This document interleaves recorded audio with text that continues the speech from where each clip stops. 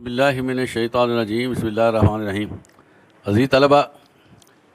اسلام کے 5 ارکان ہیں اور اس میں آخری رکن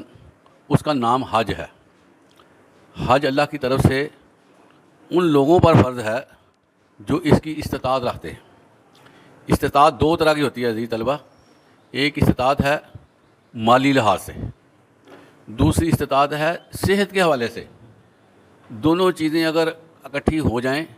تو پھر بندے کو چاہیے وہ حج کرے، اور یہ بہت بڑی سعادت ہے اس شخص کے لیے جو حج کرنے جاتا ہے، کیونکہ یہ اللہ کی طرف سے اس پر مہربانی کا ایک اظہار ہے کہ اس اللہ نے اس بندے کو اپنے گھر کی زیارت کے لیے بلا لیا۔ اور یہ حج جو ہے یہ انسان کو بہت ہی زیادہ فائدہ دیتا ہے، انفرادی طور پر اور مجموعی طور پر بھی اس کے بڑے فائدے ہیں۔ جب انسان حج کرنے کے لیے نکلتا ہے تو اس کی روح پاک ہونا شروع ہو جاتی ہے، کیونکہ اس کو معلوم ہے کہ میں حج کے لیے نکلا ہوں، اور جو روٹین میٹر میں اس سے غلطیاں، کوتاہیاں یا گناہ سرزد ہو جاتے ہیں، وہ بڑی احتیاط سے چلتا ہے کہ کہیں اب نہ مجھ سے گناہ ہو جائے، اور وہاں سے اس کی گناہوں سے بچنے کی ریہرسل شروع ہو جاتی ہے، اور پھر وہ خانہ کعبہ کی زیارت کرتا ہے اور اس کی قربتیں اللہ کے ساتھ بہت بڑھ جاتی ہیں۔ وہاں جا کر جو بندے کے احساسات ہوتے ہیں یہاں بندہ بیٹھا وہ محسوس نہیں کر سکتا۔ اتنی زیادہ قلبی تبدیلی آتی ہے اور بندہ اللہ کے ساتھ بہت زیادہ متعلق ہو جاتا ہے۔ بلکہ یہاں تک آبزرویشن میں آیا ہے کہ اس کی گھر بار اور کاروبار کے بارے میں جو سوچ ہوتی ہے، جو فکر ہوتی ہے، وہ ساری کی ساری ختم ہو جاتی ہے اور اس کا دل وہاں پر بہت زیادہ لگتا ہے۔ اور یہ ایمان کی نشانی ہے کہ بندہ وہاں جا کر اللہ کے ساتھ اپنے رابطوں کو استوار کر لیتا ہے، مضبوط کر لیتا ہے۔ اور اسی طرح حج ایک سخت قسم کی ریاضت ہے جس میں بڑی محنت درکار ہے،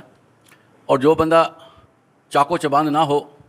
جو بندہ ایکٹیو نہ ہو، جو بندہ انرجیٹک نہ ہو،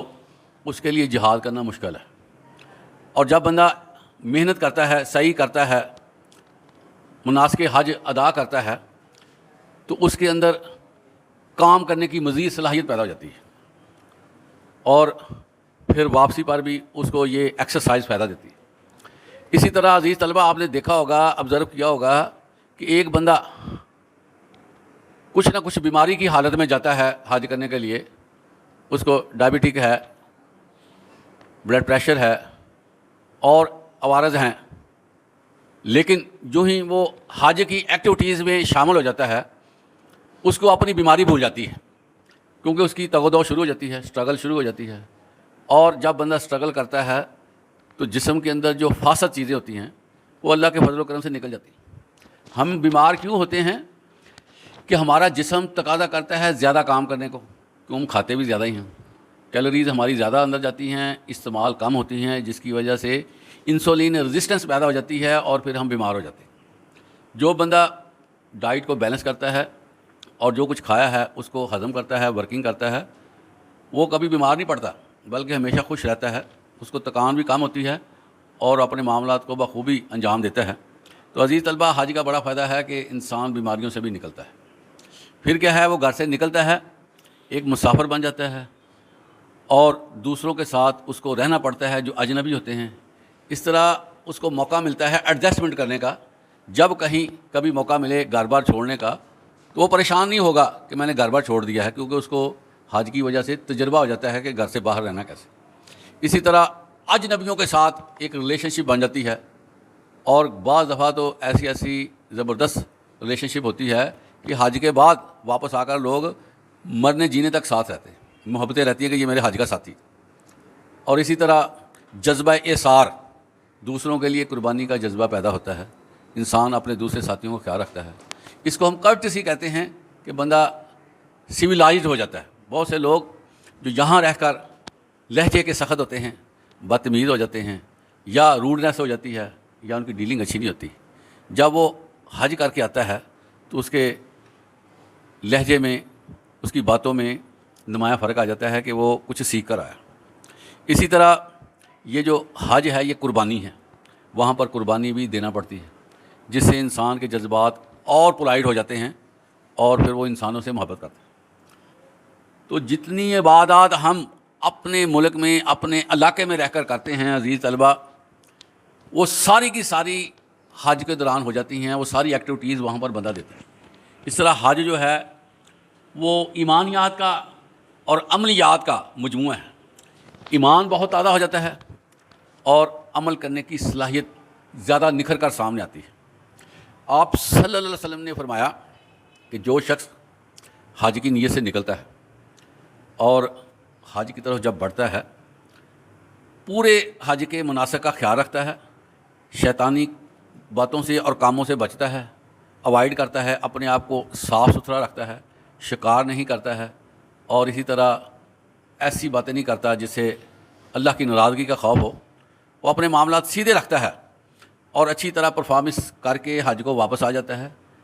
وہ ایسے ہی ہو جاتا ہے، ایسے ہی گناہوں سے پاک ہو جاتا ہے جیسے اس کی ماں نے اس کو ابھی جنا ہے۔ اتنا حج کا فائدہ ہوتا ہے۔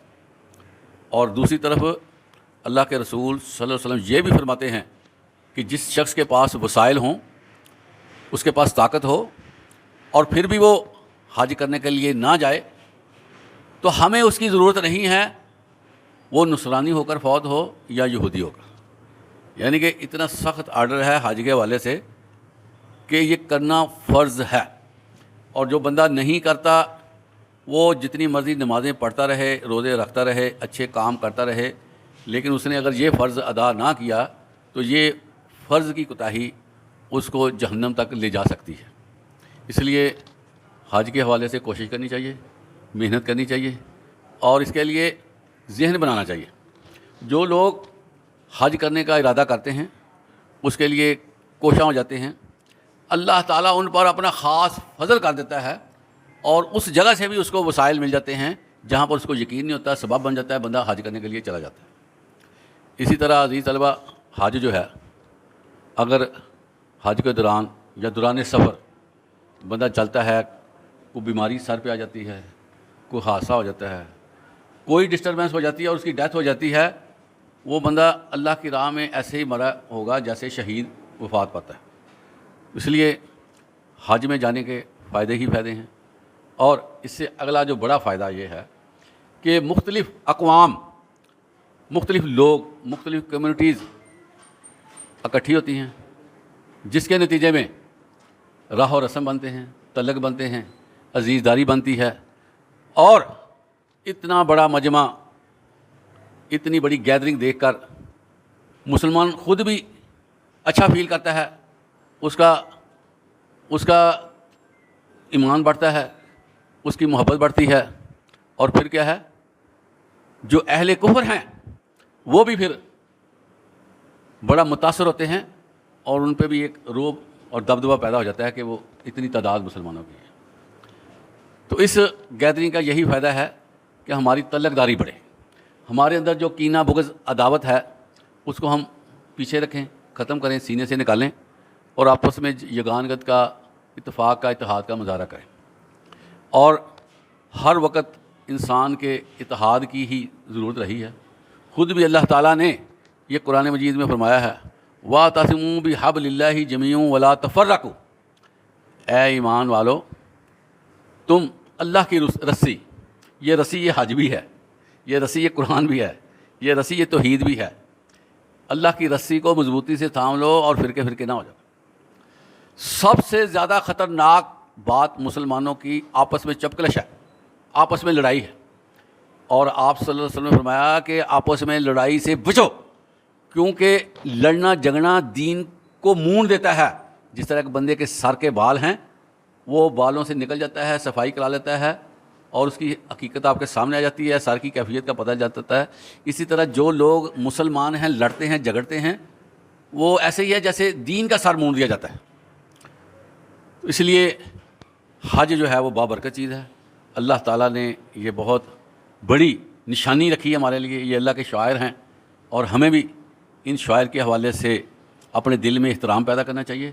اور دعا کرنی چاہیے کہ اللہ تعالیٰ ہمیں حج کی توفیق عطا فرمائے، اور ہم اللہ کا گھر دیکھیں، اللہ کے گھر میں رہیں اور اللہ سے راز و نیاز کریں، اللہ سے محبت کریں، ہمارا ایمان بڑھ جائے، جو کہ باقی زندگی میں ہمیں کام دیتا ہے۔ دنیا میں رہتے ہوئے عزیز طلبہ، ایمان جیسی دولت کوئی نہیں ہے، ایمان جیسا انعام کوئی نہیں ہے۔ ایک بندہ پیدا ہو جاتا ہے، اللہ تعالیٰ اس کو ایمان دے دیتا ہے، مسلمان ہوتا ہے، کائنات کا سب سے بڑا خزانہ تو اس کو اسی وقت پیدا ہوتے ہی مل جاتا ہے۔ اور پھر جب بندہ حج کرتا ہے، اس ایمان کو زیادہ تیز کر لیتا ہے، زیادہ اچھا کر لیتا ہے، اور واپس آ کر اس کی ایمانی کیفیت بدل جاتی ہے۔ اس کی وجہ سے معاشرہ زیادہ اچھا اور پرسکون ہو جاتا ہے۔ اللہ تعالیٰ ہمیں بھی حج کی سعادت عطا فرمائے۔ وآخر دعوانا الحمدللہ رب العالمین۔